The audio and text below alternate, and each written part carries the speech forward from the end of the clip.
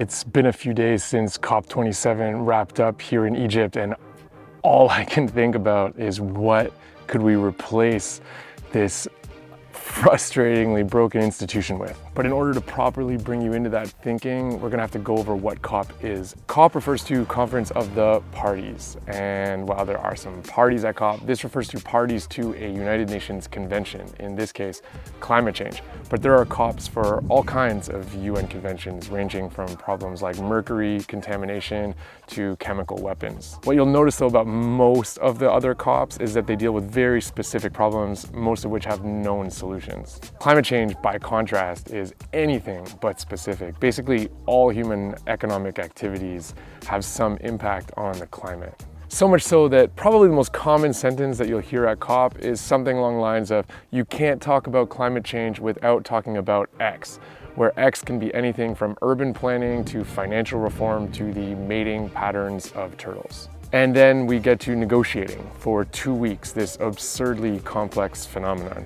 Here's Mirto Tripati, a 5-time COP veteran and an energy and climate expert, author of La Bataille pour le climat, The Battle for the Climate, giving you just a taste of how complex it gets. Subtopics are handled through different documents, and each one of those documents are the subject of different negotiations happening in different rooms, sometimes with different people. It's one of the issues of small countries, for example, who have small negotiations teams that cannot attend all the rooms at the same time, don't know how the different documents fit with one another, because sometimes one negotiation happening on one document is actually reflecting a point made in a paragraph of another document that you think is a wording that's not so important, but actually will have heavy side effects. So we're in overtime right now at COP27, outside the meeting rooms with a lot of journalists, a lot of campaigners, delegates, and a lot of people running around, checking their laptops. All this feverish activity can give you the sense that big decisions are getting made, but the history of this process just affords way too little evidence that anything like that is happening right here. First thing to always keep in mind is that pretty much every political system represented at these talks doesn't work in a way that something gets agreed to here and it goes home and becomes policy tomorrow. Take last COP as the example. Basically everything that was agreed upon, every deliverable, every action item coming out of that COP was backtracked on. So much so that this COP, they're not even really talking about mitigation or reducing fossil fuel consumption at all. The UN's most successful treaty to date on a problem of international pollution is probably the Montreal Protocol, which deals with the replacement of a refrigerant known as CFCs, which was found to be the primary cause of the destruction of the ozone layer. In the case of climate change, we're not talking about just replacing one chemical inside the fridge.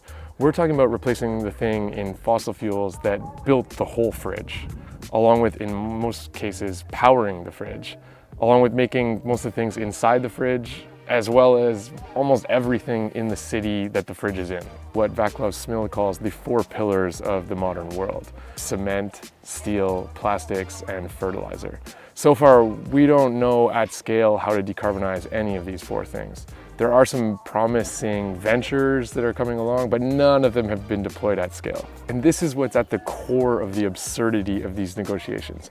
When a country pledges to decarbonize by 2050, our collective response should be how, not that's not fast enough. And this is why my proposal is that the COP not be a negotiation, but be a gathering of people with a shared problem, talking about the contours of the problem in their specific situation, and then reaching out to others for some of their best practices and identifying the areas where there is no solution yet and trying to work together towards one.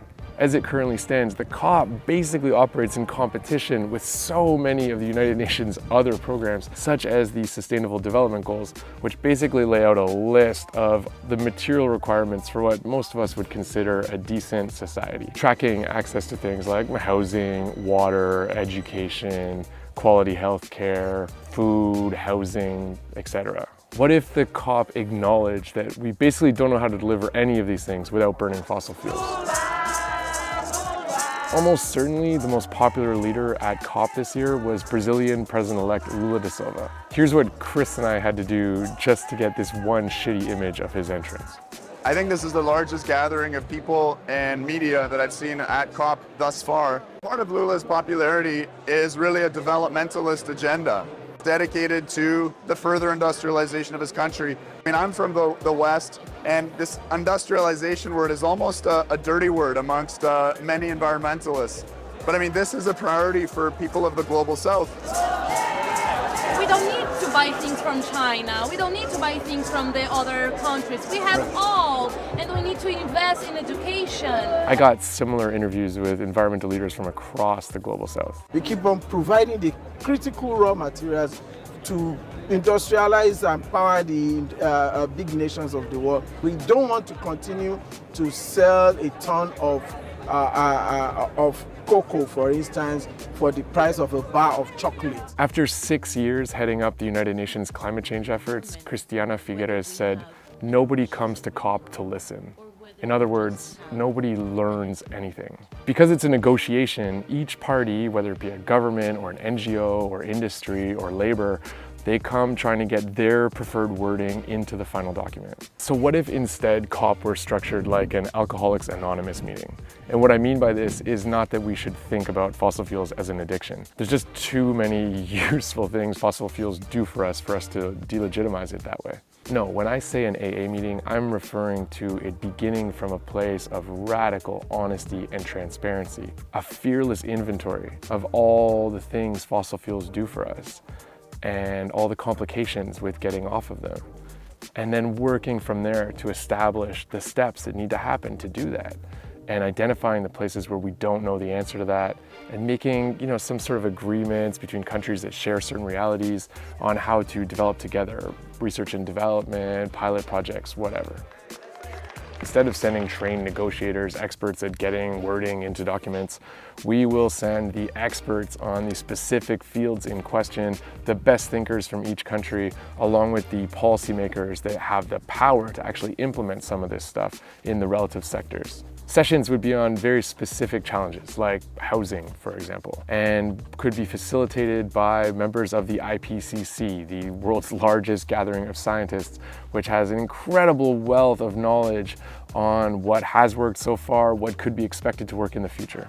Instead of leaving the conference with a document that 27 years of history shows us few, if any, will respect in any way, everyone would leave with concrete ideas of how to implement emissions reductions and as well provide for the needs of their people. Decoupling. Delegates would be assumed to be working for the best interests of their people, at least, if not all people, which I understand is a little naive. But perhaps those that aren't working in that vein will get inspired to come back next year with something that might get them an applause from their peers. While negotiations are a race to the lowest common denominator, this could be a race towards actual solutions to our shared problem.